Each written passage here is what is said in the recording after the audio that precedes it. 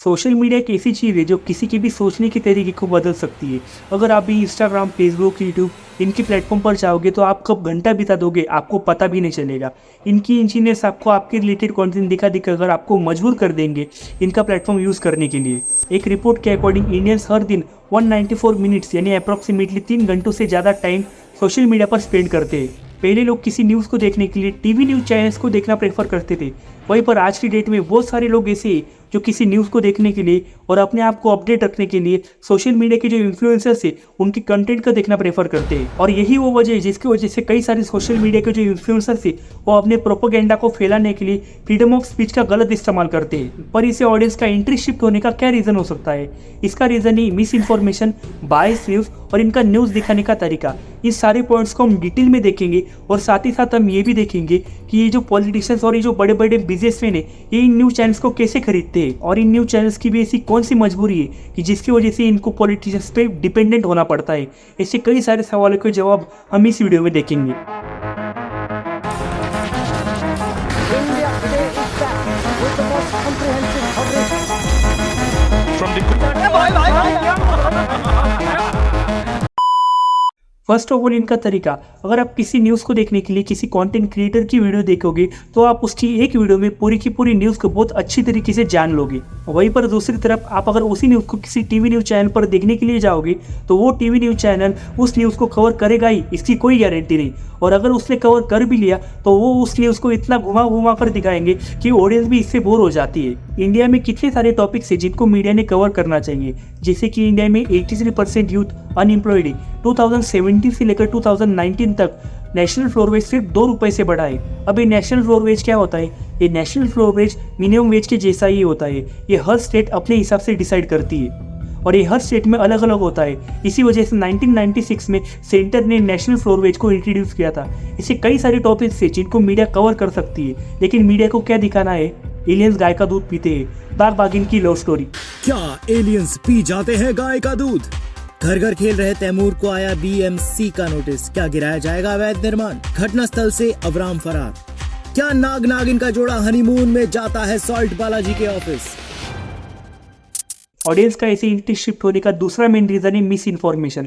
बाहर की कंट्रीज में सोशल मीडिया पर झूठ बोला जाता है और लोग उसे मेन स्ट्रीम मीडिया पर आकर उसे क्लियर करते हैं, और इंडिया में इसके उल्टा होता है। इंडिया में मेन स्ट्रीम मीडिया झूठ बोलती है और लोग उसे सोशल मीडिया पर जाकर उसे क्लियर करते हैं। ये न्यूज चैनल्स एग्रेसिव जर्नलिज्म के चक्कर में कई बार झूठी खबरें फैला देते हैं, जैसे कि Jessica Lal murder case, Priyadarshini Mattoo case, Brijesh Joshi rape case, और अगर हम लेटेस्ट न्यूज देखें तो रिया चक्रवर्ती का केस। ये केसेस तो ऐसे थे जिनमें ये जो आरोपी थे उन पर कोई एक्चुअल ट्रायल तो नहीं हुआ था, पर उसके पहले ही मीडिया द्वारा उन्हें गिल्टी डिक्लेयर कर दिया था। एक और बहुत पॉपुलर न्यूज़ थी जिसे रिपब्लिक टीवी ने कवर किया था। इसमें इनका कहना था कि पाकिस्तान ने अफगानिस्तान के पंजशीर वैली में अटैक किया है।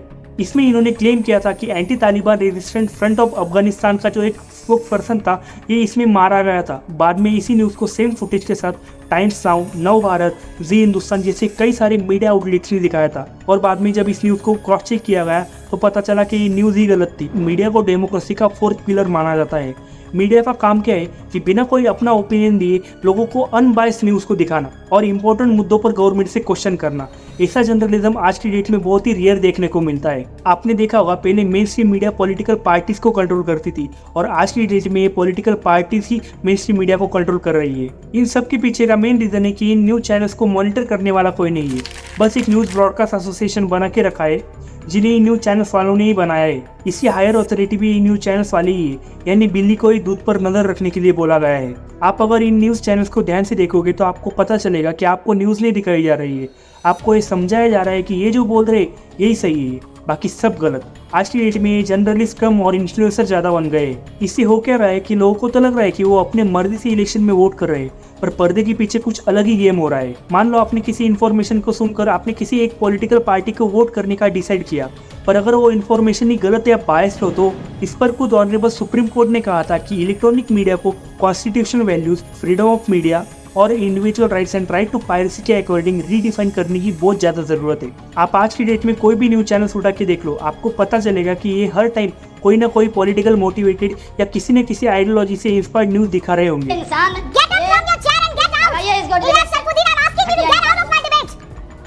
यहाँ बैठकर साधुओं को नंगा बुलाएंगे, यहाँ बैठकर आप एंकर्स को दलाल बुलाएंगे, और मैं यहाँ बैठकर आपकी ज्ञान सुनूंगी। आजकल ऐसा ही हो रहा है, आपको जानबूझकर गलत या किसी पॉलिटिकल पार्टी के फेवर में पूरे प्लानिंग के साथ बायस न्यूज दिखाकर आपके पूरे माइंड को कंट्रोल किया जा रहा है। यानी पूरे प्लानिंग के साथ आपसे किसी एक पॉलिटिकल पार्टी के फेवर में वोट डलवाया जा रहा है। यहाँ पर आप में से कई सारे लोगों ने ये सुना होगा या शायद आप मानते भी होंगे कि इंडिया में मीडिया बिक चुका है।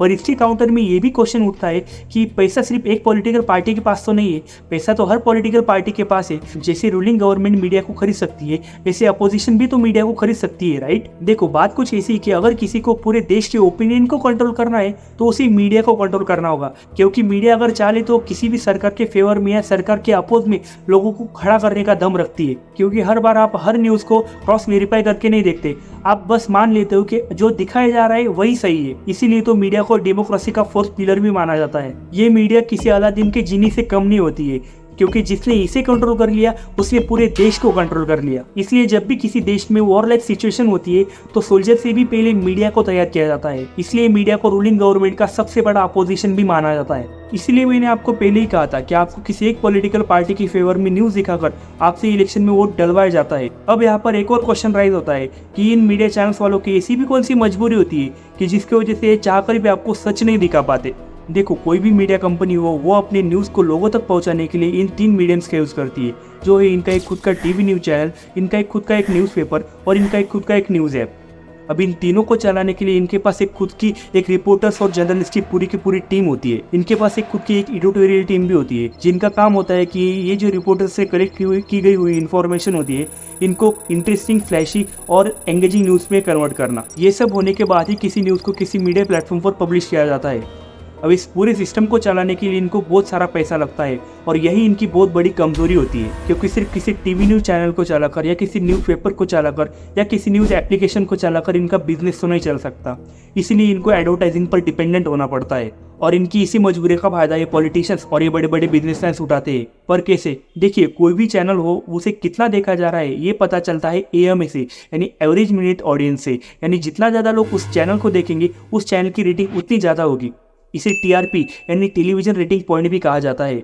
इस रेटिंग को कई सारी एजेंसी देती है, जैसे कि इंडिया में BARC यानी ब्रॉडकास्ट ऑडियंस रिसर्च काउंसिल। इस रेटिंग से ही पता चलता है कि उस चैनल की कितनी ज़्यादा पॉपुलैरिटी है। इस रेटिंग के हिसाब से ही बड़ी बड़ी कंपनी इन चैनल्स के पास एडवर्टाइजिंग करने के लिए जाती है। यानी जितनी ज़्यादा TRP रेटिंग उस चैनल को उतनी ज़्यादा एडवर्टाइजिंग मिलती है। अब ये जो कंपनीज होती है जिनको अपने प्रोडक्ट की एडवर्टाइजिंग इन चैनल से ऊपर करनी होती है, उनको आखिर इन चैनल से क्या चाहिए होता है? एक ऐसी ऑडियंस जिसकी परचेसिंग पावर ज़्यादा हो। और अगर हम परचेसिंग पावर के बारे में देखेंगे तो जो लोग रूरल एरियाज में रहते हैं उनकी परचेसिंग पावर बहुत ज़्यादा कम होती है, क्योंकि उनका एवरेज एनुअल इनकम भी कम होता है। वहीं पर अगर हम दूसरी तरफ देखेंगे तो जो लोग अर्बन एरियाज में रहते हैं उनकी परचेसिंग पावर ज़्यादा होती है, क्योंकि उनका एवरेज एनुअल इनकम भी ज़्यादा होता है। यानी जितनी ज़्यादा ऑडियंस अर्बन होगी उस चैनल को एडवर्टाइजिंग भी उतनी ज़्यादा मिलेगी। बात यहीं पर नहीं रुकती। अगर आप ये डेटा देखोगे तो आपको पता चलेगा कि जो हिंदी न्यूज़ चैनल होते हैं उनकी ऑडियंस बहुत ज़्यादा होती है और जो इंग्लिश न्यूज़ चैनल होते हैं उनकी ऑडियंस बहुत कम होती है। और फिर भी जो इंग्लिश न्यूज़ चैनल होते हैं वो इन हिंदी न्यूज़ चैनल से बहुत ज़्यादा चार्ज कर सकते हैं, क्योंकि जनरली ऐसा माना जाता है जो इंग्लिश ऑडियंस रहती है वो शहरों में ज़्यादा रहती है। इसकी वजह से हो क्या रहा है, ये टीवी न्यूज़ चैनल्स कम और इंटरटेनमेंट चैनल ज़्यादा हो गए। इंडिया की more than 70% population rural areas में रहती है, पर आपने भी देखा होगा कि ये रूरल एरियाज की न्यूज़ को बहुत ही कम दिखाते हैं। अगर मैं एग्जांपल बताऊँ तो 2018 में केरला में बहुत बड़ी पानी की बाढ़ आई थी, जिसमें गाँव के गाँव पानी में डूब गए थे। करीबन 483 लोगों की तो जाने गई थी, जिसमें 15 से ज़्यादा लोग तो मिसिंग थे। पर उस टाइम भी हमारी जो मेन स्ट्रीम मीडिया है ये प्रियंका चोपड़ा और निक जॉनसन की शादी को कवर करने में बिजी थी। ऐसे ही अगर आप कोविड-19 का डेथ पैटर्न देखोगे तो आपको पता चलेगा कि कोरोना में 50% से ज़्यादा डेथ इंडिया की रूरल एरियाज यानी हमारे गाँव में से हुई थी। लेकिन उस टाइम भी हमारी जो मेन स्ट्रीम मीडिया है वो सुशांत सिंह राजपूत की डेथ की कॉन्स्पिरेसी को सुलझाने में लगी थी। ये सब इनको इसी TRP की वजह से करना पड़ता है। अगर इन्होंने ऐसा नहीं किया तो इनको सर्वाइव करना भी मुश्किल हो जाएगा। अगर आप इंटरटेनमेंट चैनल्स देखोगे तो आपको पता चलेगा कि इन इंटरटेनमेंट चैनल्स को बहुत ही ज़्यादा TRP मिलती है और इनके पास एक एडिशनल बेनिफिट भी रहता है कि ये सेम प्रोग्राम या सेम मूवी को बार बार दिखा सकते हैं।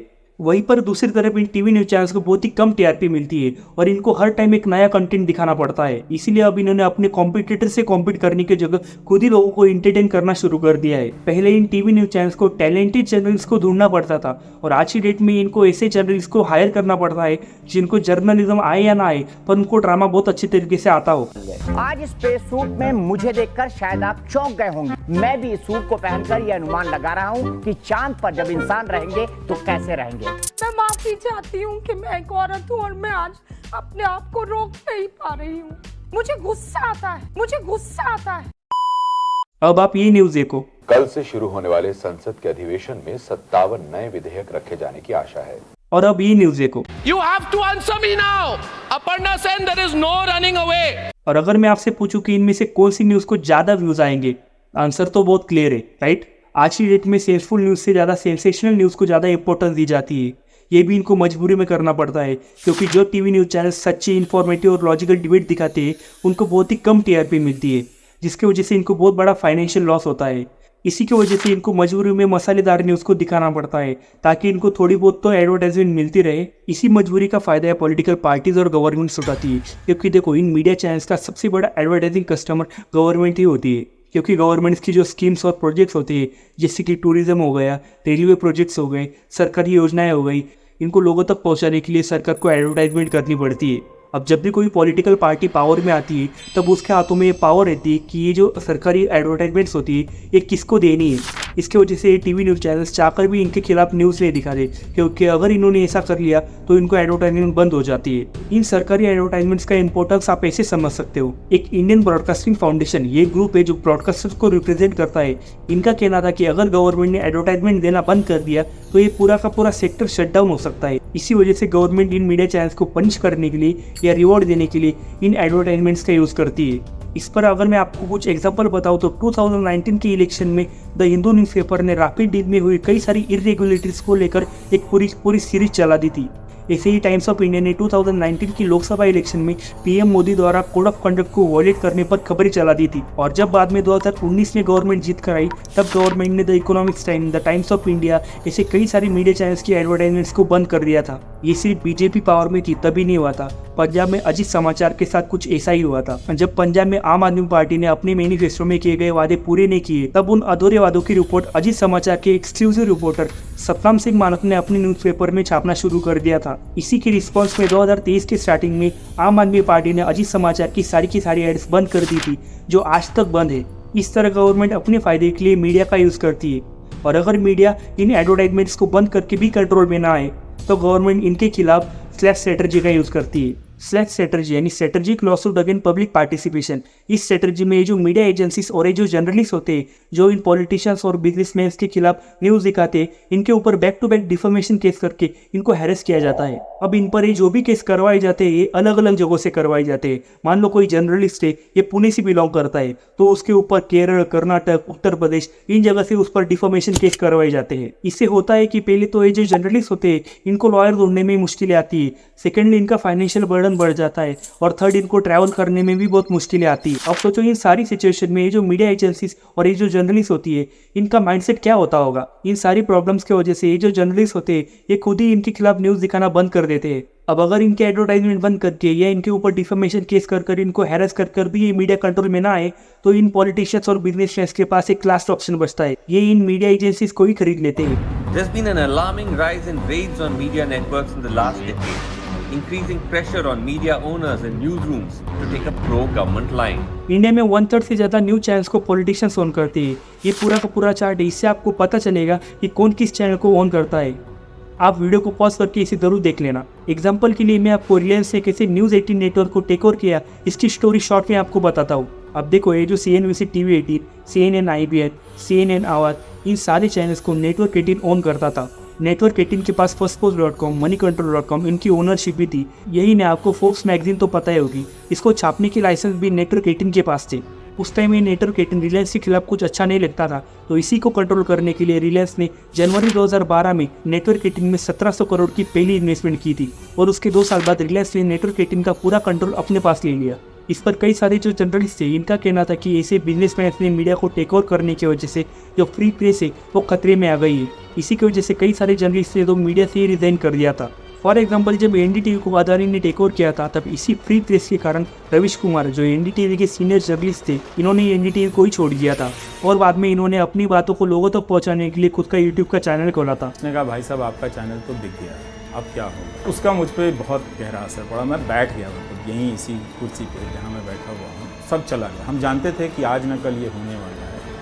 ये एग्जिस्ट करना इस देश में अब संभव नहीं है। तो हम तरह से मीडिया को गवर्नमेंट द्वारा या बड़े बड़े बिजनेसमैन द्वारा कंट्रोल किया जाता है, जिसकी वजह से इन मीडिया वालों को इनकी इशारों पर नाचना पड़ता है। और इसकी वजह से ये जो मीडिया चैनल्स होते हैं इनकी क्वालिटी भी कॉम्प्रोमाइज़ होने लगी है। इसी वजह से लोग किसी न्यूज़ को देखने के लिए किसी सोशल मीडिया के कंटेंट क्रिएटर की वीडियो देखना प्रेफर करने लगे हैं। अब यहाँ पर ये जो न्यूज़ चैनल्स होते हैं इनके पास एक एडिशनल बेनिफिट होता है कि ये लाइव न्यूज़ को टेलीकास्ट कर सकते हैं। वहीं पर दूसरी तरफ ये जो सोशल मीडिया के इन्फ्लुएंसर्स होते हैं ये ऐसा कुछ नहीं कर सकते। पर फिर भी सोशल मीडिया एक इतना पावरफुल टूल है जब किसी की भी सोच को कंट्रोल कर सकता है। बीबीसी की एक रिपोर्ट के अकॉर्डिंग वर्ल्ड का सबसे बड़ा इलेक्शन, इंडियन इलेक्शन को खुद इन्फ्लुएंसर ड्राइव कर रहे हैं। क्योंकि आप मुझे बताओ कि आप सबसे ज़्यादा टाइम किस पर स्पेंड करते हैं, किसी टीवी न्यूज़ चैनल पर या किसी सोशल मीडिया के प्लेटफॉर्म पर? आप में से ज़्यादातर लोगों का आंसर होगा कि सोशल मीडिया, राइट? तो आपने देखा होगा कि ये जो सोशल मीडिया के इन्फ्लुएंसर्स थे ये खुद 3 पार्ट्स में बढ़ गए। एक जो रूलिंग गवर्नमेंट को सपोर्ट करते हैं और दूसरे जो होते हैं वो अपोजिशन को सपोर्ट करते हैं, और इनमें से कुछ बचे हुए जो लोग रहते हैं वो न्यूट्रल वीडियो बनाते हैं जो बहुत ही रेयर होते हैं। अब आप में से कई सारे लोग सोच रहे होंगे कि जैसे मीडिया बिक जाती है वैसे ही इन्फ्लुएंसर भी बिक जाते हैं, राइट? तो इसका आंसर है शायद इनको किसी पॉलिटिकल पार्टी से फंडिंग मिलती हो। इस पर एक रैंकिंग बोला नाम का एक यूट्यूब का चैनल है। इस चैनल का जो क्रिएटर है इसने बीबीसी से रिवील किया था कि ये जो पॉलिटिकल पार्टीज और ये जो इलेक्शन मैनेजमेंट फर्म्स होती है ये एक क्रिएटर को सिर्फ एक कैंपेन के 1 लाख से लेकर 5 लाख तक ऑफर करती है। इससे आपको ये तो पता लग गया होगा कि ये जो क्रिएटर्स होते हैं इनको कहीं ना कहीं से फंडिंग मिलती है। इसका मतलब ऐसा नहीं कि सारे के सारे क्रिएटर्स बायस न्यूज़ दिखाते हैं। कुछ क्रिएटर्स ऐसे भी होते हैं जो ऐसी फंडिंग को इग्नोर करके लोगों को न्यूट्रल कंटेंट दिखाना प्रेफर करते हैं, जैसे कि नितीश राजपूत हो गया, गौरव ठाकुर हो गया। इस सोशल मीडिया की वजह से मिस इन्फॉर्मेशन भी बहुत फैलती है। वैसे तो बहुत सारे क्रिएटर्स हैं जो लोगों को मिस इन्फॉर्मेशन दिखाकर लोगों को मिसगाइड करते हैं, पर अगर मैं आपको एक एग्जांपल के लिए बताऊं तो आपको ये ध्रुव आरटी तो पता ही होगा। इसी ध्रुव आरटी ने पीछे राफेल डील को लेकर मोदी गवर्नमेंट को कितना क्रिटिसाइज किया था, और फिर खुद सुप्रीम कोर्ट ने ये कह दिया कि राफेल डील में कोई भी स्कैम नहीं हुआ है। तब उसके बाद इसी ध्रुव आरटी ने मोदी गवर्नमेंट से या उसकी जो ऑडियंस है उससे ये भी नहीं कहा कि इसे जो भी इन्फॉर्मेशन दी थी गलत थी। एक तरह पे सारे इन्फ्लुएंसर्स खुद अपने हिसाब से फ्री स्पीच का यूज़ करके लोगों को मैनिपुलेट करते हैं, और वहीं पर दूसरी तरफ यही लोग आगे आकर लोगों को बताते हैं कि इंडिया में डिक्टेटरशिप आने वाली है। इसी मिस इन्फॉर्मेशन की वजह से कई बार दंगे तक हो जाते हैं। अगर मैं आपको एक एग्जांपल के लिए बताऊं तो अगस्त 2023 में हरियाणा में कम्युनल वायलेंस हुआ था। तब उस टाइम सोशल मीडिया पर एक वीडियो पोस्ट सर्कुलेट की जा रही थी। उस वीडियो में एक दिखाया गया था कि एक मुस्लिम ग्रुप पब्लिक बसेस को फोड़ रहा था।